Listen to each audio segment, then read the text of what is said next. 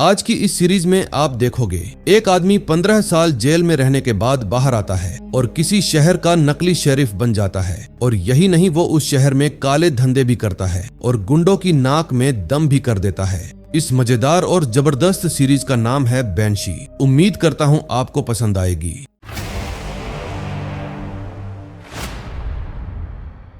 First episode की शुरुआत होती है हमारे हीरो लुकास से, जो कि 13 साल बाद जेल से बाहर आया है। लुकास जेल से बाहर निकलते ही सीधा एक लोकल बार में पहुंच जाता है और बार काउंटर पर बैठकर वेटर को कहता है कि मेरे लिए एक मस्त ड्रिंक लेकर आओ, मुझे 13 साल की प्यास बुझानी है। फिर जब वो वहां पर बैठकर अपनी ड्रिंक को एंजॉय कर ही रहा था, तभी उसकी नजर वहां पर काम कर रही एक सुंदर सी वेटर पर पड़ती है। फिर लुकास उसको अपनी बातों में फंसाते हुए कहता है, तुम्हारे साथ बिताया हुआ हर एक पल मुझे जेल की उन यादों से दूर ले जाएगा।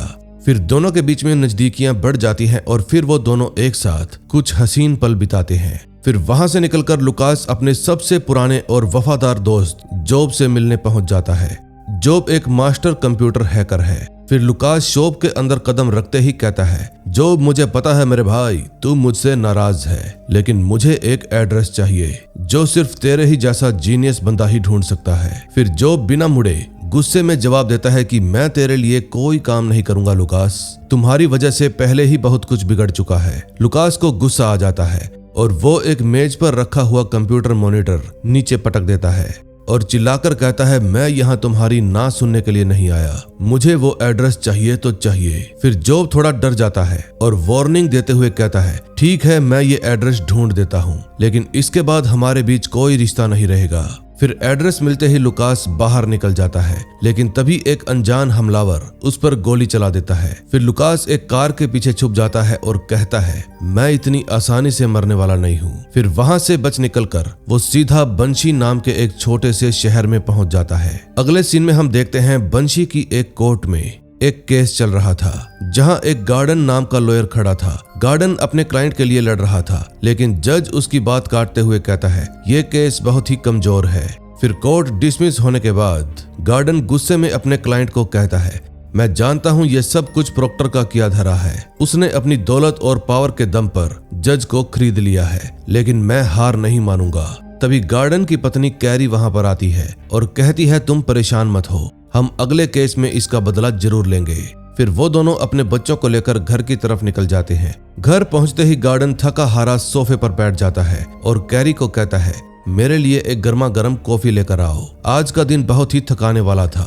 फिर जब कैरी किचन में कॉफी बना रही थी तो उसकी नजर गार्डन में खड़े एक शख्स पर पड़ती है, जो कि कोई और नहीं बल्कि लुकास था। लुकास वहां चुपचाप खड़ा कैरी को ही देख रहा था। फिर कैरी उसको देखकर घबरा जाती है और बाहर की तरफ भागती है। फिर वो लुकास को कहती है, क्या तुम सच में यहाँ हो? लेकिन जब वो वहां पर अच्छे से देखती है तो लुकास वहां से जा चुका था। फिर लुकास वहां से निकलकर ड्रिंक करने के लिए एक बार में पहुंच जाता है और वहां के ओनर शुगर से दोस्ती कर लेता है। अब क्योंकि इन दोनों की दोस्ती नई नई थी, इसलिए ये काफी सारी बातें करते हैं। लेकिन तभी वहां पर एंट्री होती है एक पुलिस ऑफिसर की, जो कि इस बंशी शहर में नया नया आया है और अब वो अपनी भूख और प्यास मिटाने के लिए ही इस बार में पहुंचा है। फिर जब वो टेबल पर बैठकर कुछ खाने लगता है तो अचानक से दरवाजा खुलता है और दो गुंडे हाथों में गन्स लिए अंदर घुस आते हैं। फिर वो बिना सोचे समझे सीधा उस ऑफिसर पर हमला कर देते हैं और उसको जान से मार देते हैं। तभी लुकास भी जल्दी से काउंटर के पीछे छुप जाता है और कहता है, शुगर ये शहर तो मेरी जेल से भी ज्यादा खतरनाक है। लेकिन तभी लुकास के दिमाग में एक खतरनाक आइडिया आता है। वो शुगर की तरफ देखता है और कहता है, ये ऑफिसर तो मर चुका है, लेकिन इसकी पहचान अब मेरी पहचान बनेगी, बस मुझे तुम्हारी हेल्प चाहिए, हमें इसकी बॉडी को ठिकाने लगाना होगा। फिर शुगर हिचकिचाते हुए लुकास की हेल्प कर देता है। फिर दोनों मिलकर ऑफिसर की लाश को घसीटते हुए बार के पिछले रास्ते से बाहर ले जाते हैं और पास में ही बहती हुई नदी के किनारे गड्ढा खोदकर उसमें दफना देते हैं। तभी अगली रात लुकास फिर से बिना किसी को बताए कैरी के घर पर पहुंच जाता है। कैरी भी खिड़की में से लुकास को देखकर हैरान हो जाती है और कहती है, लुकास तुम यहाँ पर क्यों आए हो? पूरे 13 साल बीत चुके हैं, अब सब कुछ बदल गया है, मैं अब वो पुरानी कैरी नहीं रही, मैं 2 बच्चों की माँ बन गई हूँ, अब मेरी एक अलग दुनिया है। लेकिन लुकास उसके करीब जाते हुए कहता है, मैं तुम्हारे लिए ही तो वापस आया हूँ, क्या तुम वो पुराने दिन भूल गई? फिर कैरी उसका हाथ झटकते हुए सख्ती से कहती है कि अब मैं तुम्हारी लाइफ में दोबारा कभी नहीं आ सकती, प्लीज मेरी फैमिली से दूर रहो और यहाँ से हमेशा के लिए चले जाओ। फिर लुकास भारी दिल के साथ वहां से चला जाता है। अगली सुबह लुकास बार में शुगर के साथ बैठकर बातें कर रहा था। तभी शहर का सबसे ताकतवर और खौफनाक आदमी, जिसका नाम प्रोक्टर है, अपने 2 बॉडीगार्ड के साथ बार के अंदर कदम रखता है। फिर उसको देखकर शुगर कहता है, प्रोक्टर आज यहाँ कैसे आना हुआ? क्या तुम रास्ता भटक गए हो? फिर प्रोक्टर धीमी आवाज में पूछता है, मेरे कुछ लड़के कल रात इस तरफ आए थे, क्या तुमने उनको देखा? फिर शुगर बिना डरे जवाब देता है, नहीं, यहाँ कोई नहीं आया, और अगर मुझे वो दिखे तो मैं तुम्हें खबर जरूर दूंगा। फिर प्रोक्टर एक बार लुकास को घूरता है और वहां से निकल जाता है। उसके जाते ही शुगर लुकास को वार्न करता है, लुकास इस शहर में किसी से भी भिड़ जाना, लेकिन प्रोक्टर से पंगा बिल्कुल भी मत लेना, क्योंकि ये इस शहर का मालिक है और इसकी मर्जी के बिना यहाँ पर पत्ता भी नहीं हिलता। बस यूं समझ लो यही कानून है। दूसरी तरफ कैरी अपने पति गार्डन की बाहों में रहते हुए भी लुकास को ही मिस कर रही थी। कैरी को लुकास के साथ बिताए हुए पुराने दिन याद आ रहे थे और उनको याद करके वो इमोशनल हो जाती है। दूसरी तरफ लुकास उस मरे हुए ऑफिसर की बॉडी को ठिकाने लगाने के बाद अपने हैकर दोस्त जॉब को फोन करता है और कहता है, जॉब मुझे एक बड़ा फेवर चाहिए, तुम पुलिस के डेटाबेस में घुसो और एक नए ऑफिसर की फोटो और डिटेल्स को मेरी डिटेल्स के साथ बदल दो। अब से लुकास ही इस शहर का नया शेरिफ होगा। तभी वो गुंडा जो पहले लुकास को मारने के लिए आया था, वो अब जॉब की शॉप पर भी हमला कर देता है। फिर 2 लोग जॉब को पकड़ने की कोशिश करते हैं, लेकिन जॉब तो उनसे भी बड़ा खिलाड़ी था। वो उनको बड़ी ही चालाकी से एक स्टोरेज रूम के अंदर बंद कर देता है और वहां से चला जाता है। अगले सीन में हम देखते हैं लुकास उस लॉयर के क्लाइंट से मिलने के लिए जाता है, जिसने उस शेरिफ को बंशी में बुलाया था। वो शख्स लुकास को पुलिस स्टेशन में लेकर जाता है और कहता है, दोस्तों अपने नए शेरिफ से मिलो, यही आज से यहाँ का चार्ज संभालेंगे। तभी एक सीनियर ऑफिसर आगे बढ़ता है और कहता है, शेरिफ आइए मैं आपको ये शहर घुमाता हूँ और यहाँ की असलियत दिखाता हूँ। फिर लुकास उनके साथ जीप में बैठ जाता है और अपने मन में कहता है, खेल तो अब शुरू होगा, अब मैं इस शहर को अपने तरीके से चलाऊंगा। लेकिन तभी उसकी नजर अचानक से एक मोड़ पर पड़ती है, जहां 4-5 हट्टे कट्टे नौजवान एक बुजुर्ग आदमी को घेर कर खड़े थे और उसको बहुत ही परेशान कर रहे थे। फिर सीनियर ऑफिसर गाड़ी रोकते हुए लुकास को कहता है, शेरिफ आप नए हैं, आप यहाँ बैठिए, मैं इस मामले को अभी अपने तरीके से हैंडल करता हूँ। लेकिन लुकास बिना कुछ सोचे समझे जीप से उतरता है और सीधा उन गुंडों की तरफ बढ़ने लगता है। लुकास उनको कहता है कि मैं इस शहर का नया शेरिफ हूँ और मुझे ये बदतमीजी बिल्कुल भी पसंद नहीं, बेहतर यही होगा कि तुम यहाँ से चले जाओ। लेकिन वो गुंडे लुकास का मजाक उड़ाने लगते हैं और उस पर हमला कर देते हैं। फिर लुकास उनको बताता है कि एक असली फाइटर क्या होता है। वो एक एक करके उन सबको धूल चटा देता है। जिस समय ये फाइट चल रही थी, तभी वहां पर प्रोक्टर की भी एंट्री हो जाती है। फिर प्रोक्टर को देखकर वो गुंडे ऐसे ठंडे पड़ जाते हैं जैसे उन्होंने मौत को देख लिया हो। फिर प्रोक्टर उनके लीडर की आंखों में आंखें डालकर कहता है, तुम्हारी हिम्मत कैसे हुई यहाँ पर हंगामा करने की? आज शाम तुम मेरी मीट फैक्ट्री में आकर मिलना, वहीं पर तुम्हारा हिसाब होगा। फिर गुंडे दुम दबाकर भाग जाते हैं। प्रोक्टर फिर लुकास की तरफ मुड़ता है और अपना हाथ आगे बढ़ाता है और कहता है, वेलकम टू बंशी शेरिफ, लगता है हमारी मुलाकात जल्दी ही फिर से होगी। और इतना कहकर वो अपनी लग्जरी कार में बैठकर वहां से निकल जाता है। अगले सीन में हम देखते हैं प्रोक्टर का बॉडीगार्ड उसके पास आता है और कहता है, सर इस बार हमारे स्ट्रिप क्लब में काफी कम कमाई हुई है। फिर प्रोक्टर गुस्से में अपना एक चाकू निकालता है और बड़े से मीट के टुकड़े के अंदर घोंप देता है और कहता है, मुझे बहाने नहीं चाहिए, नई नई मॉडल्स को शहर में लाओ और जितना जल्दी हो सके प्रॉफिट बढ़ाओ। तभी वहां पर वही गुंडा पहुंच जाता है जिसने सुबह बुजुर्ग को परेशान किया था। प्रोक्टर उसको देखते ही कहता है, तुमने जिस बुजुर्ग को मारा वो मेरा बहुत खास आदमी था। फिर प्रोक्टर बिना किसी रहम के एक भारी भरकम लोहे की रोड उठाता है और उस गुंडे को मार मार कर अधमरा कर देता है। फिर उसके बाद वो अपने घर जाता है जहां हॉल में बहुत सारी लेडीज बैठी थी। प्रोक्टर उनमें से एक को इशारा करता है और उसको लेकर अपने कमरे में चला जाता है। तभी शाम को प्रोक्टर के घर पर एक पार्टी होती है। बंशी के सारे बड़े बड़े लोग और बड़े बड़े लॉयर्स और पॉलिटिशियंस वहां पर मौजूद थे। तभी हमारा हीरो लुकास भी वहां शेरिफ की वर्दी में पहुंच जाता है। तभी गार्डन लुकास को देखता है और उसको लेकर अपनी पत्नी कैरी के पास चला जाता है, गार्डन कहता है कैरी मिलो, ये हमारे नए शेरिफ है। फिर कैरी जैसे ही लुकास को देखती है उसके पांव तले से जमीन खिसक जाती है। फिर लुकास मुस्कुराते हुए कैरी को कहता है आपसे मिलकर खुशी हुई मिसेस गार्डन, उम्मीद है हम एक दूसरे के काम आएंगे। तभी वही गुंडा जिसको प्रोक्टर ने फैक्ट्री के अंदर मारा था हाथ में गन लिए चिल्लाते हुए पार्टी में दाखिल हो जाता है और सीधा प्रोक्टर पर निशाना साध देता है और कहता है आज तो मैं तेरा खेल खत्म कर दूंगा प्रोक्टर। लेकिन तभी सभी लोग डर के मारे चिल्लाने लगते हैं, लेकिन लुकास एक पल की भी देरी नहीं करता। वो अपनी गन निकालता है और सबके सामने उस गुंडे पर गोली चला देता है। गुंडा वहीं जमीन पर ढेर हो जाता है। अब पूरी पार्टी में सन्नाटा छा जाता है और सब लोग लुकास को देखने लगते हैं। अब लुकास की बंदूक से निकली एक गोली ने यह साबित कर दिया था कि लुकास ही अब बंशी का नया बादशाह बनने वाला है।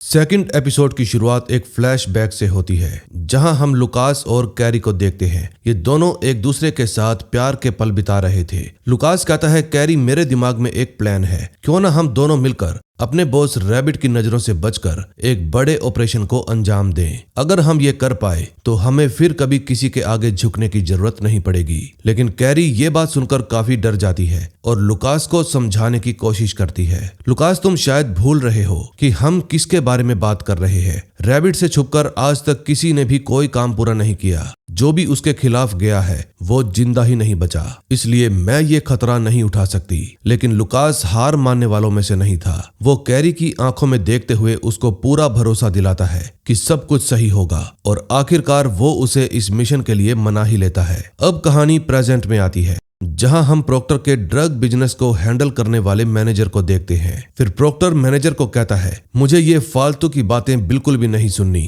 तुम्हें जल्दी से जल्दी ड्रग की प्रोडक्शन पूरी करनी होगी और सारा पैसा मेरे हाथ में लाकर देना होगा। मेरे पास गंवाने के लिए फालतू वक्त नहीं है। अब मैनेजर को प्रोक्टर का ये लहजा बिल्कुल भी पसंद नहीं आता, लेकिन उसमें इतनी हिम्मत नहीं थी कि वो प्रोक्टर के खिलाफ एक भी शब्द बोल सके, इसलिए वो दबी आवाज में हाँ बोल देता है। इसके बाद मैनेजर अपने आदमियों को लेकर शहर के बॉर्डर पर बने एक फार्म हाउस में पहुंच जाता है जहां उन्होंने एक बड़ी ड्रग पार्टी करने का फैसला किया था। दूसरी तरफ बंशी के पुलिस स्टेशन में हमारा हीरो लुकास मस्त बैठा हुआ था। तभी वहां पर प्रोक्टर आ जाता है और उसके हाथ में एक लिफाफा थमा देता है जिसमें काफी सारे पैसे थे।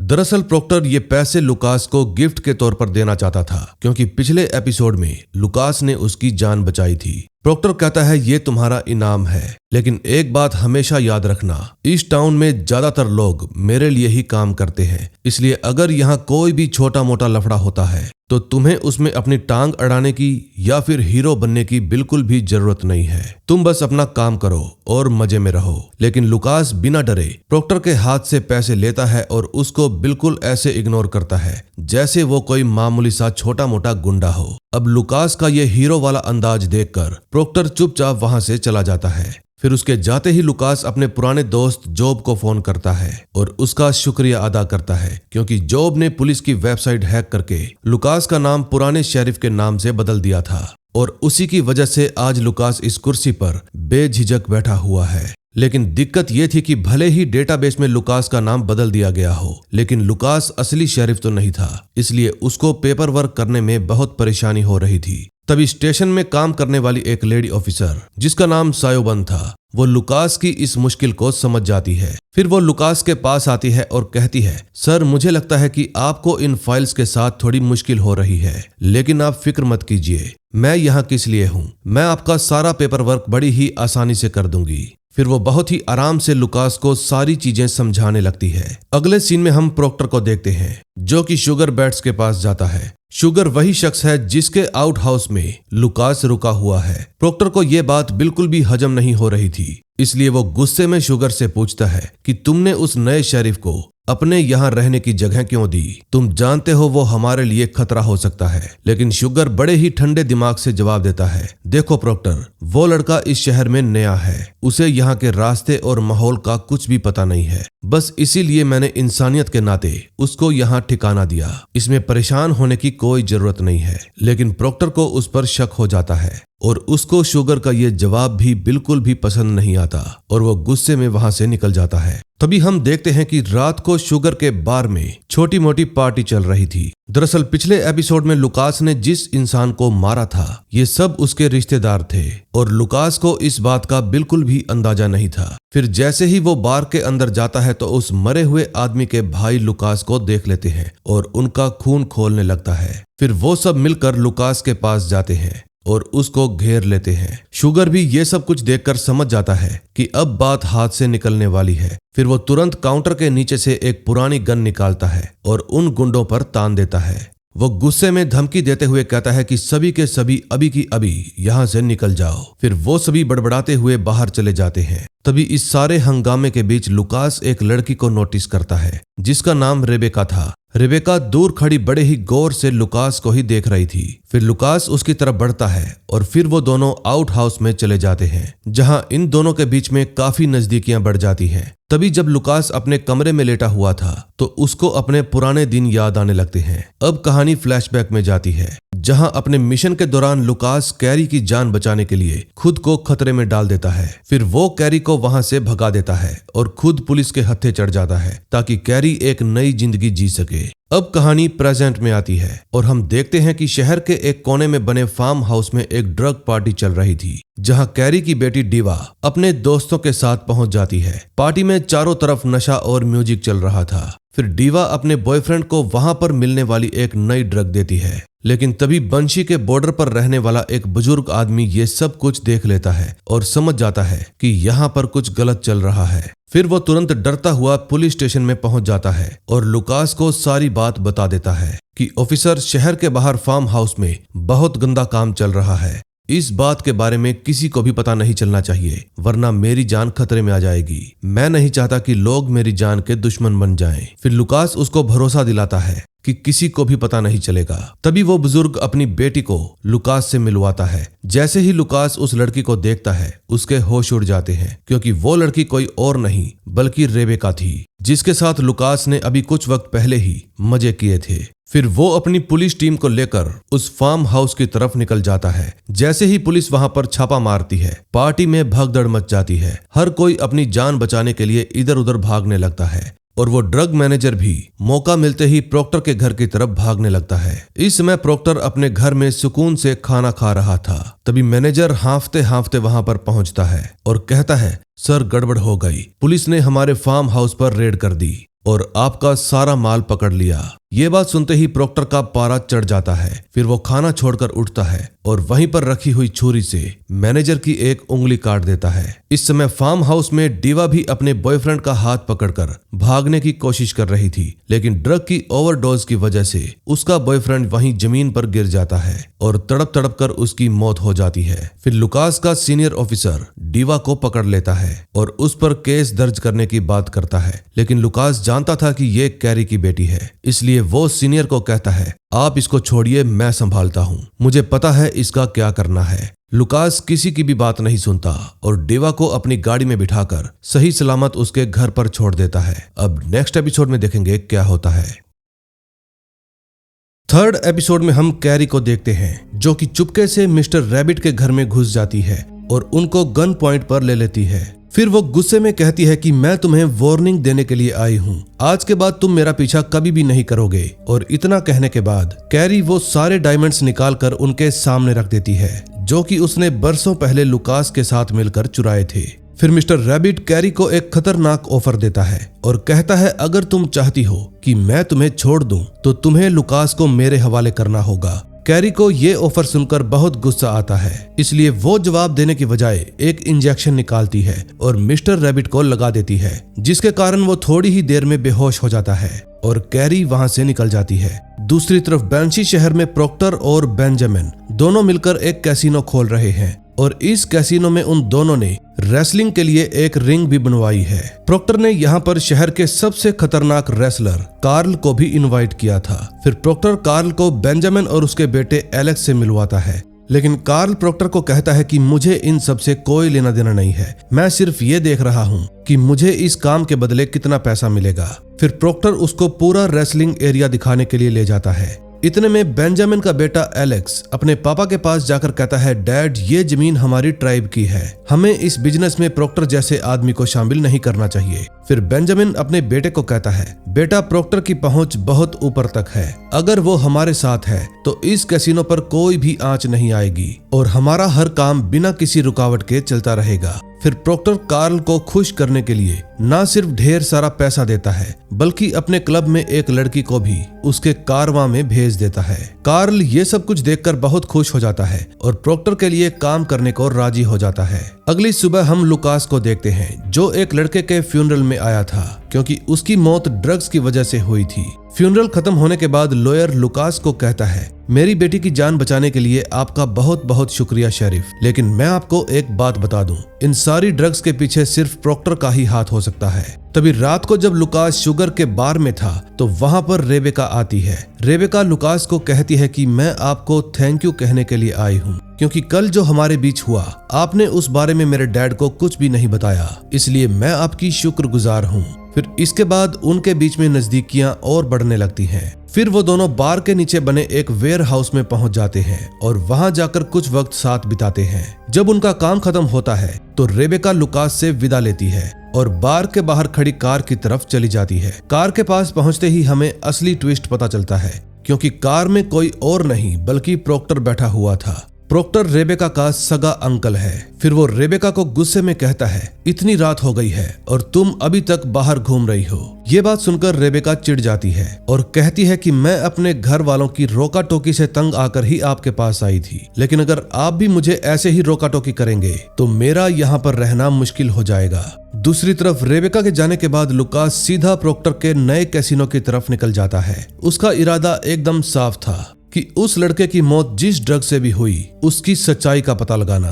फिर लुकास कैसीनो के अंदर जाकर प्रोक्टर से मिलता है और उस ड्रग का सैंपल निकालकर प्रोक्टर के सामने रख देता है और पूछता है, क्या तुमने ये चीज शहर में पहले कभी देखी है? सच सच बताना। लेकिन प्रोक्टर जो खुद इस धंधे का असली बादशाह है वो लुकास के सामने अनजान बनने का नाटक करता है और ठंडे दिमाग से कहता है, शेरिफ तुम मुझ पर बिना किसी सबूत के इल्जाम नहीं लगा सकते, बेहतर होगा तुम मुझसे ढंग से बात करो। फिर वो बड़ी ही चालाकी से बात को घुमा देता है ताकि लुकास का ध्यान भटक जाए। इस समय वहां का सबसे बड़ा रेसलर जिसका नाम कार्ल है सबके सामने स्टेज पर प्रैक्टिस कर रहा था। वो लुकास की तरफ इशारा करता है और पूरी भीड़ के सामने उसको ललकारता है, ए शेरिफ अगर हिम्मत है तो रिंग में आकर मुझसे दो दो हाथ कर। फिर वो मजाक उड़ाते हुए लुकास की बेइज्जती करने की कोशिश करता है लेकिन लुकास उसको नजरअंदाज कर देता है। तभी कार्ल वहां पर काम करने वाली एक वेट्रेस को रोक लेता है और उसके कान में कहता है, आज शाम को मेरे कारवां में आ जाना, हम एक साथ वक्त बिताएंगे।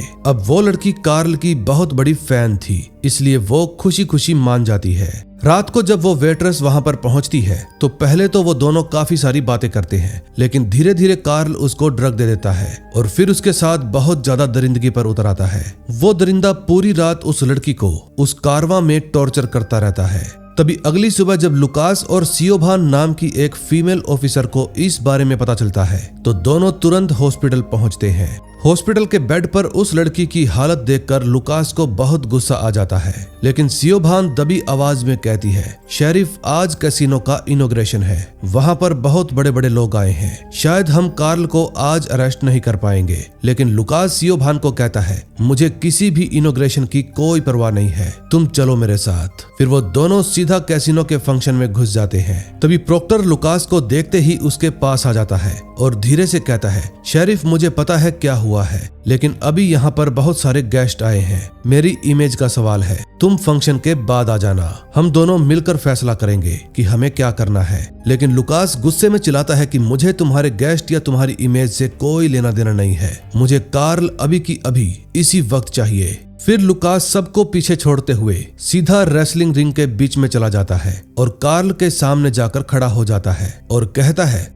चलो मेरे साथ, यू आर अंडर अरेस्ट। लेकिन कार्ल हंसते हुए भीड़ की तरफ देखता है और लुकास को चैलेंज करता है, शेरिफ अगर तुमने मुझे इस रिंग में फाइट करके हराया तो मैं बिना किसी सवाल जवाब के तुम्हारे साथ चला जाऊंगा, बोलो मंजूर है? अब लुकास का खून खौल उठता है और वो अपनी जैकेट उतारता है और कार्ल पर टूट पड़ता है। पूरी भीड़ के सामने दोनों के बीच में बहुत जबरदस्त फाइट होती है। अब कार्ल बहुत बड़ा और ताकतवर था। वो लुकास को बुरी तरह से जख्मी कर देता है, लेकिन लुकास भी हार नहीं मानता। वो अपनी पूरी जान लगाकर कार्ल को धूल चटा देता है और फिर उसको सबके सामने हरा देता है। फाइट के बाद लुकास के जिस्म से खून निकल रहा था। फिर शुगर उसको अपने बार में लेकर जाता है और उसके जख्मों पर बैंडेज करने लगता है। तभी वहां पर प्रॉक्टर भी आ जाता है और कहता है, शेरिफ, आज तूने मेरी और मेरे बिजनेस की इज्जत मिट्टी में मिला दी। मैं तुमसे मेरा ये हिसाब जरूर चुकता करूंगा। ये मेरी वार्निंग है। और इतना कहने के बाद प्रॉक्टर वहां से चला जाता है। अब कहानी में एक बड़ा ट्विस्ट आता है। दरअसल उस पूरी फाइट के दौरान किसी ने उनकी वीडियो बना ली थी और चुपके से इंटरनेट पर अपलोड कर दी थी। अब पूरी दुनिया को पता चल जाएगा कि बैंशी के नए शेरिफ ने क्या किया और इसका इस शेरिफ पर क्या असर पड़ेगा, ये हम नेक्स्ट एपिसोड में देखेंगे। फोर्थ एपिसोड की शुरुआत पास्ट से होती है, जहां हमारा हीरो लुकास एक म्यूजियम में पुरानी और कीमती तलवार चोरी करने की कोशिश कर रहा था। वो म्यूजियम के अंदर घुस तो गया, लेकिन तभी वहां का सिक्योरिटी सिस्टम जैम हो जाता है और लुकास वहीं पर बुरी तरह से फंस जाता है। अब बाहर निकलने का कोई रास्ता न देखकर लुकास तुरंत अपने हैकर दोस्त जॉब को कॉल लगाता है। जॉब अपने कंप्यूटर पर तेजी से उंगलियां चलाते हुए कहता है, मैं यहाँ बैठकर सिक्योरिटी बाईपास करने की कोशिश कर रहा हूँ। तुम बस वहाँ थोड़ी देर और रुकने का रास्ता ढूंढो। मैं तुम्हारे लिए निकलने का सेफ रूट रेडी कर रहा हूँ, फिक्र मत करो। इसी भागम भाग के बीच लुकास के फोन पर कैरी की कॉल आती है। इस समय कैरी बहुत ज्यादा इमोशनल होकर बात कर रही थी, लेकिन लुकास उसे बीच में ही टोक देता है। लुकास बताता है, मैं इस वक्त एक चोरी के बीच में हूँ, बाद में बात करता हूँ। फिर ये बात सुनते ही कैरी गुस्से में कहती है, तुम कभी नहीं सुधरोगे, हमेशा वही पुरानी गलतियां करते हो। और इतना कहकर वो कॉल काट देती है। दूसरी तरफ जॉब किसी तरह लुकास को म्यूजियम से बाहर निकालने में कामयाब हो जाता है,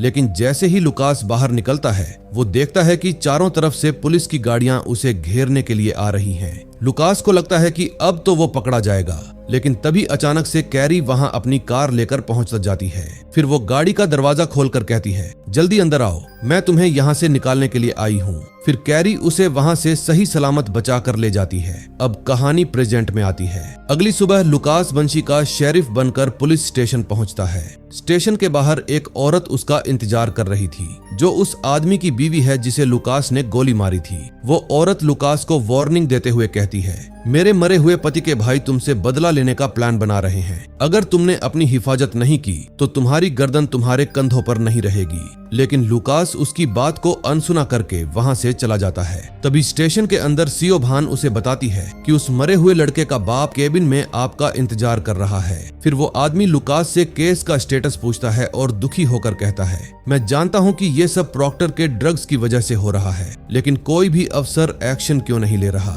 उस बाप का दर्द देखकर लुकास का दिल पिघल जाता है। फिर वो तुरंत डीवा को पुलिस स्टेशन बुलाता है और कहता है, मैं चाहता हूँ कि तुम इन क्रिमिनल रिकॉर्ड्स में से उन लोगों को पहचानो जो उस पार्टी में मौजूद थे। फिर डीवा पिक्चर्स देखते हुए प्रॉक्टर के मैनेजर के असिस्टेंट की फोटो की तरफ इशारा करती है। फोटो देखते ही कोल कहता है, मैं इसे जानता हूँ, ये यहाँ का पुराना क्रिमिनल है।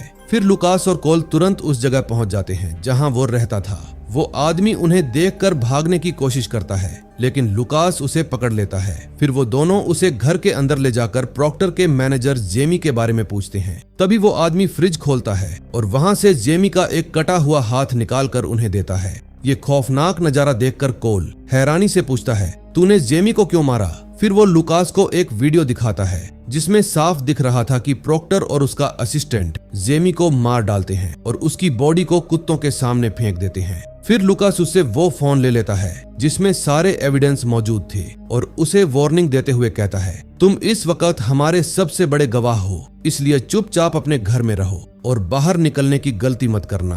फिर लुकास वहां से निकलकर सीधा लॉयर के पास पहुंचता है। लॉयर वीडियो देखकर कहता है, अब हमें बिल्कुल देरी नहीं करनी चाहिए, तुम जितनी जल्दी हो सके प्रॉक्टर को अरेस्ट करो।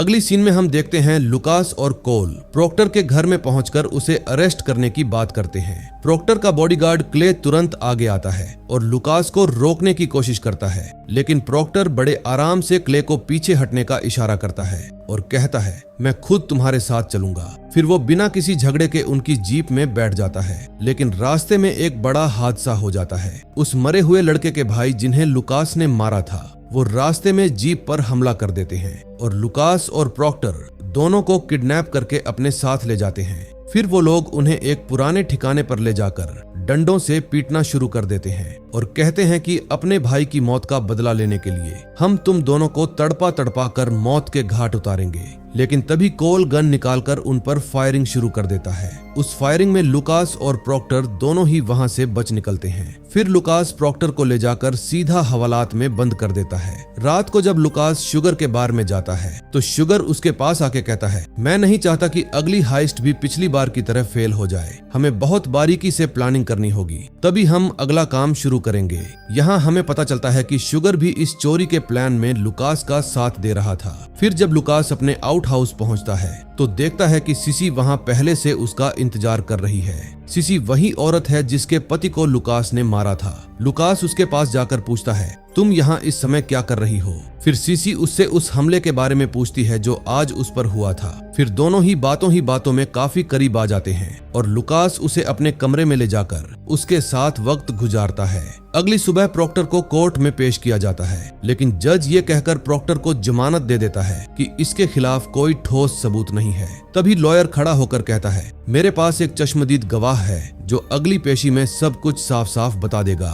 ये बात सुनते ही प्रोक्टर अपने बॉडीगार्ड क्ले को ऑर्डर देता है पता लगाओ कि वो गवाह कौन है और कहाँ छुपा है। दूसरी तरफ लुकास का सीनियर ऑफिसर उस आई विटनेस को एक सेफ हाउस में लेकर जाता है। जब वो दोनों अंदर बैठकर बातें कर रहे थे तभी सीनियर ऑफिसर को बाहर से कुछ अजीब आवाजें सुनाई देती हैं और उसे खतरे का एहसास हो जाता है। फिर वो उस गवाह से कहता है तुम जल्दी से इस बेड के नीचे छुप जाओ और तब तक बाहर मत निकलना जब तक मैं न कहूं। फिर ऑफिसर अपनी गन निकालकर दरवाजे के पीछे छिपकर खड़ा हो जाता है और देखने की कोशिश करता है कि बाहर कौन है, लेकिन तभी अचानक एक जोरदार धमाका होता है और कमरे की दीवार पूरी तरह टूटकर बिखर जाती है। अब नेक्स्ट एपिसोड में देखेंगे क्या होता है।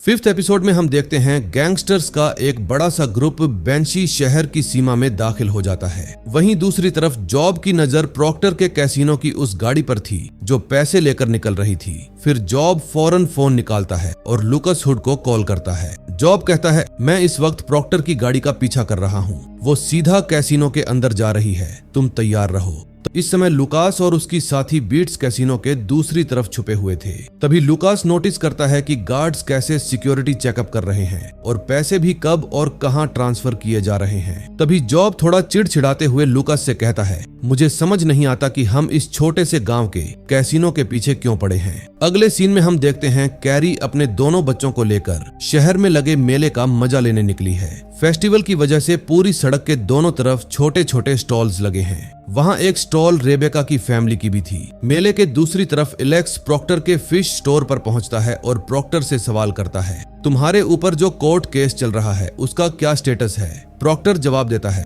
मैं जानता हूँ कि ये केस मेरे खिलाफ एक साजिश है, लेकिन तुम फिक्र मत करो, मैं इतना कमजोर नहीं हूँ, मैं इस केस से मक्खन की तरह साफ निकल जाऊंगा। फिर एलेक्स प्रोक्टर को धमकी देते हुए कहता है अगर तुम चाहते हो कि तुम्हारा भला हो तो बेहतर यही है कि तुम कैसीनो के शेयर से अपना पीछा छुड़ा लो। लेकिन प्रोक्टर पर इन धमकियों का कोई असर नहीं पड़ता। वो पलटकर एलेक्स को अपने करीब खींचता है और उसके कान में कहता है देखो बच्चे, बड़ों के मामलों के बीच में बोलना बंद करो। मैं तुम्हें वार्न कर रहा हूँ कि यहाँ से निकल जाओ वरना नतीजा बुरा होगा। अगले सीन में हम देखते हैं टाउन में एक स्पेशल ऑफिसर आया है जिसको प्रोक्टर के केस की इंक्वायरी करने भेजा गया है। वो लुकास और उसके सीनियर को अपने कैबिन में बुलाता है और उन पर चिल्लाने लगता है। वो ऑफिसर कहता है तुम लोगों की वजह से आज एक बड़ा मुजरिम आजाद घूम रहा है। तुम्हारे पास ना तो कोई ठोस सबूत है और ना ही तुम किसी गवाह की हिफाजत कर सकते हो। तुम्हारी इस लापरवाही ने पूरे डिपार्टमेंट का नाम मिट्टी में मिला दिया है। अब स्पेशल ऑफिसर की कड़वी बातें सुनकर लुकास का खून खोल उठता है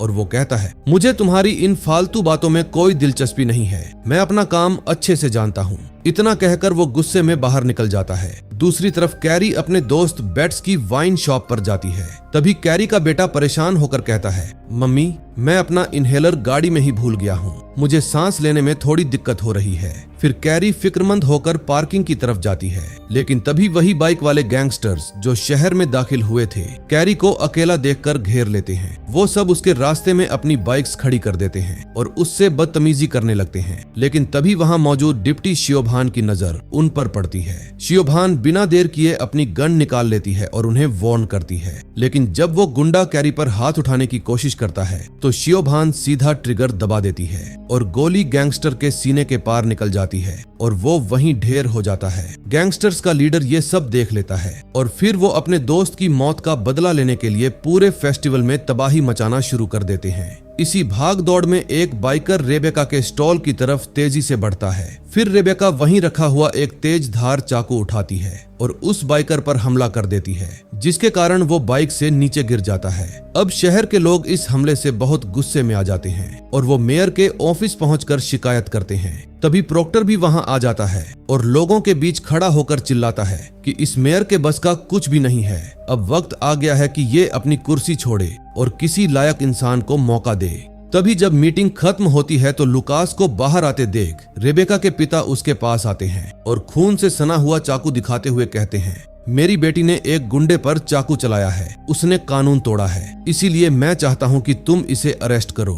लुकास उस चाकू को अपने हाथ में लेता है, उसकी धार को देखता है और ठंडे दिमाग से कहता है, रेबेका ने जो किया वो सिर्फ अपनी जान बचाने के लिए था, मैं इस मामले में कोई केस दर्ज नहीं करूंगा, आप बेफिक्र होकर घर जाइए, मैं सब संभाल लूंगा। फिर लुकास शियोभान के पास उसके घर जाता है। शियोभान आज के हादसे से थोड़ी डरी हुई थी। फिर लुकास उसे कहता है, वो तुमसे बदला लेने की कोशिश करेंगे, अगर तुम चाहो तो आज रात मैं तुम्हारे साथ तुम्हारे घर पर रुक सकता हूँ ताकि तुम महफूज रहो। शियोभान कहती है, नहीं, मुझे किसी से डर नहीं लगता। फिर लुकास वहां से चला जाता है और सीधा मेस के आउट हाउस पहुंच जाता है। वहां पहुंचते ही लुकास देखता है कि रेबेका भी वहां मौजूद है। रेबेका कहती है, मुझे मेरा वो चाकू वापस चाहिए जो तुमने आज स्टेशन में लिया था। बातों बातों में रेबेका कहती है, मेरे पिता और मेरी पूरी फैमिली कानून और धर्म में इतना ज्यादा विश्वास रखते हैं कि उन्हें लगता है किसी गुंडे पर हाथ उठाना भी पाप है, इसीलिए मेरे पिता वो चाकू लेकर तुम्हारे पास आए थे ताकि वो मुझे सजा दिलवा सके। लेकिन दूसरी तरफ वो गैंगस्टर्स शियोभान के घर को चारों तरफ से घेर लेते हैं। उनके हाथ में मशाल और पेट्रोल भी था। फिर वो बिना सोचे समझे शियोभान के घर में आग लगा देते हैं। देखते ही देखते पूरा घर आग की चपेट में आ जाता है। जब ये खबर लुकास तक पहुंचती है तो उसे गुस्सा आ जाता है। फिर वो गुस्से में प्रॉक्टर के पास जाता है। प्रॉक्टर कहता है, मैं जानता हूँ तुम इस वक्त क्या महसूस कर रहे हो, वो सारे गुंडे शहर के बाहर उस पुरानी फैक्ट्री में छुपे हैं, जाओ और अपना हिसाब पूरा कर लो। लोकेशन मिलते ही लुकास वहां पहुंच जाता है। लुकास एक एक करके उन सारे गैंगस्टर्स पर टूट पड़ता है और उन्हें तब तक मारता है जब तक उसका गुस्सा ठंडा नहीं हो जाता। अगली सुबह लुकास जॉब को बुलाता है और उसकी वैन में लाशें रखकर उसको रवाना कर देता है। फिर वो चोरी छुपे शियोभान के केबिन में जाकर सारा सामान उसकी टेबल पर रख देता है। जब शियोभान स्टेशन आती है और वो बैग खोलती है तो उसमें उन्हीं गुंडों का सामान देखकर वो दंग रह जाती है। उसे समझ नहीं आता कि ये सब किसने किया। दूसरी तरफ वो ऑफिसर अब भी प्रॉक्टर के खिलाफ सबूत ढूंढ रहा था। वो स्टेशन के पुराने स्टोर रूम में रखे हर एक बॉक्स को छान मारता है, लेकिन उसको वो एविडेंस बॉक्स कहीं नहीं मिलता। फिर वो परेशान होकर अपने हेड ऑफिस में कॉल करता है और कहता है, मैं हार गया हूँ, प्रॉक्टर का वो बॉक्स गायब हो चुका है, हमारे पास अब उसके खिलाफ कोई सबूत नहीं बचा। दरअसल प्रॉक्टर ने लुकास को जो गुंडों की लोकेशन बताई थी, उसके बदले में उसने लुकास से वो सारे सबूत हमेशा के लिए तबाह करवा दिए। अब नेक्स्ट एपिसोड में देखेंगे क्या होता है। नेक्स्ट एपिसोड्स देखने के लिए चैनल को सब्सक्राइब करें और बेल आइकन जरूर दबाएं।